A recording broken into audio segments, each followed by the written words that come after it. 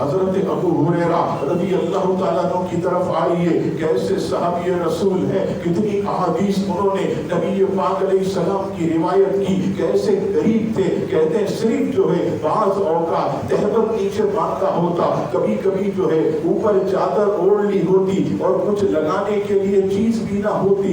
ایسی حالت حضرت ابو ہریرہ رضی اللہ تعالیٰ عنہ کی کئی مرتبہ نبی پاک علیہ السلام کے پاس کوئی نذرانہ آتا، حضور علیہ السلام حضرت ابو ہریرہ اور اصحاب صفہ کو دے دیتے کہ تم کھا لو، تم تناول کرو، تم بھوکے ہو، کتنے دنوں سے تم نے کھانا نہیں کھایا. یہ اصحاب صفہ اور حضرت ابو ہریرہ کی حالت تھی. ایک مرتبہ بہت زیادہ فاقہ کشی، اتنے میں اصحاب صفہ بیٹھے، تھوڑی سی کھجوریاں، تھوڑی سی.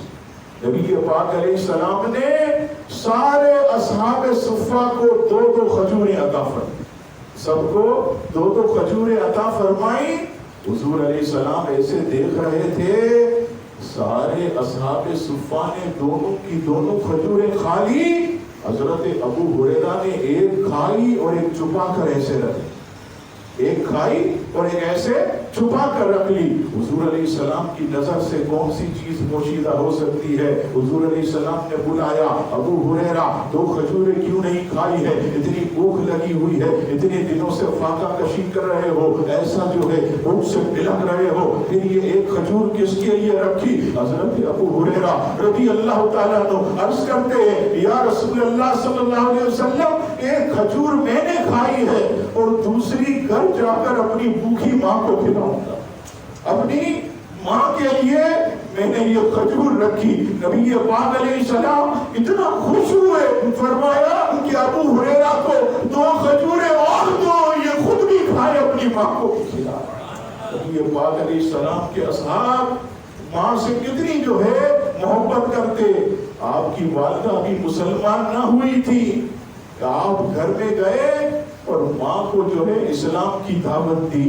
ماں نے نبی پاک علیہ السلام کی مخالفت میں کچھ کلمات بولے. ابو ہریرہ دل برداشتہ ہو کر روتے روتے دوڑتے ہوئے سرکار کریم کے پاس حاضر ہوئے، قدموں میں سر رکھ دیا، یا رسول اللہ کرم کیجئے، اب مجھ سے برداشت نہیں ہوتا ہے. میری ماں کو میں نے کئی مرتبہ اسلام کی دعوت دی، آج تو وہ آپ کی مخالفت کرنے لگی، یا رسول اللہ کرم کیجئے. حضرت ابو ہریرہ ماں کی محبت میں جب رونے لگے، حبیب کبریا نے ہاتھ اٹھا دیے، اے مالک و مولا، ابو ہریرہ کی ماں کو اسلام کی دولت سے بہرامند فرما، اور ہاتھ نیچے کیے اور کہا، جا ابو ہریرہ اپنے گھر جا. حضرت ابو ہریرہ جب اپنے گھر گئے تو ماں کو نہیں پایا. غسل خانے سے پانی کی آواز آ رہی تھی اور اندر سے ماں نے کہا، اے بیٹا ابو ہریرہ باہر ٹھہر، غسل کر کے آتی ہوں اور میں بھی اسلام کے دائرے میں داخل ہو جاتی ہوں،